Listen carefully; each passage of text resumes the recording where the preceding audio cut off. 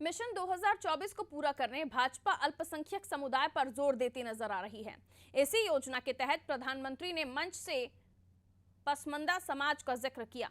2024 में अपनी विजय पताका लहराने के लिए भाजपा मुस्लिम समुदाय को भी अपने साथ जोड़ने का लगातार प्रयास कर रही है। इस प्रयास का एक नजारा तिरंगा यात्रा में भी देखने को मिला। मिशन 2024 को लेकर अल्पसंख्यक मंत्री दानिश आजाद से खास बातचीत की अनादि टीवी संवाददाता अश्विनी सिंह ने। हमारे साथ बातचीत करने के लिए योगी सरकार के अल्पसंख्यक मंत्री दानिश आजाद जी हैं। दानिश जी, आप कल दिल्ली दौरे पर थे, कल गृह मंत्री से भी मुलाकात हुई, क्या चर्चाएं हुई उत्तर प्रदेश को लेकर?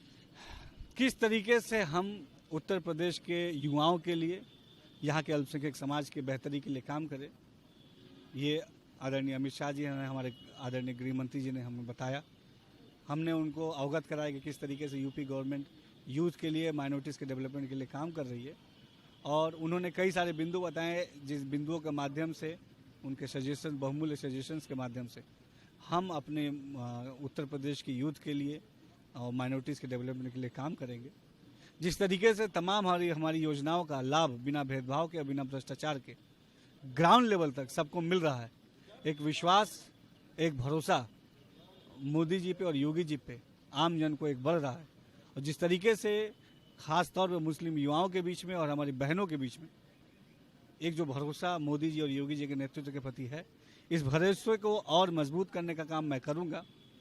तमाम योजनाओं के माध्यम से, कौमी चौपाल के माध्यम से, संवाद कार्यक्रम के माध्यम से हम अल्पसंख्यक बाहुल क्षेत्रों में जाएंगे, यूथ के बीच में जाएंगे, नौजवानों से बात करके सरकार के प्रति विश्वास बढ़ाने का काम, सरकार की योजनाएं जन जन तक, घर घर तक पहुंचाने का काम करेंगे।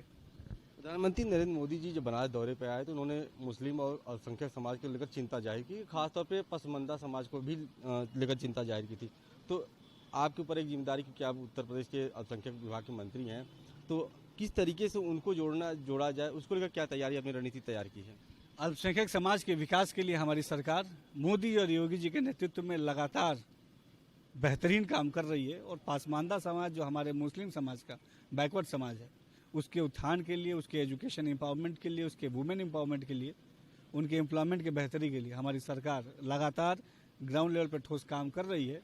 आज उसी का नतीजा है कि आजमगढ़ और रामपुर के उपचुनाव में बड़ी संख्या में हमें मुस्लिम वोट भी मिला और भारतीय जनता पार्टी के प्रत्याशी वहाँ से जीत के आया। स्पष्ट संकेत है कि आज अल्पसंख्यक समाज का, युवा का, प्रदेश के एक जन का विश्वास भारतीय जनता पार्टी के प्रति है, मोदी जी और योगी जी के प्रति है।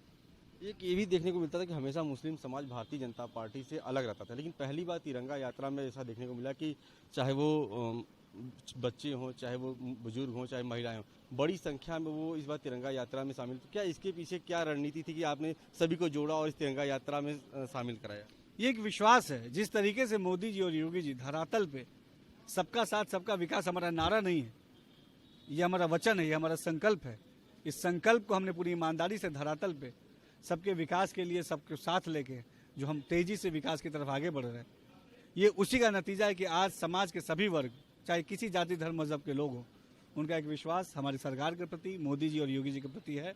और मुझे जो उनको जोड़ने का, उनके अंदर विश्वास पैदा करने का काम दिया गया है, मैं पूरी ईमानदारी से आम जनमानस के बीच में जाके संवाद स्थापित करके सरकार की योजनाएं ग्राउंड लेवल तक पहुंचाकर एक विश्वास पैदा करने का काम करूंगा। और आप देखिए कि हमारे काम का ही नतीजा है कि आज एक आह्वान पे मोदी जी के पूरे देश के हर लोग एकजुट होकर उन्होंने तिरंगा यात्रा हो, हर घर तिरंगा अभियान हो, आज़ादी का अमृत महोत्सव हो, तमाम जगह पे खुल के जश्न आज़ादी का माहौल बनाया। और इसी तरीके से आगे एकजुट करने का काम मैं करूंगा। बिल्कुल, धन्यवाद। ये थे हमारे साथ अल्पसंख्यक मंत्री दानिश आजाद जी, जिन्होंने साफ तौर पर कहा कि अब धीरे धीरे जो मुस्लिम थे, जो अल्पसंख्यक थे, उनका भरोसा भारतीय जनता पार्टी पर बढ़ता जा रहा है। और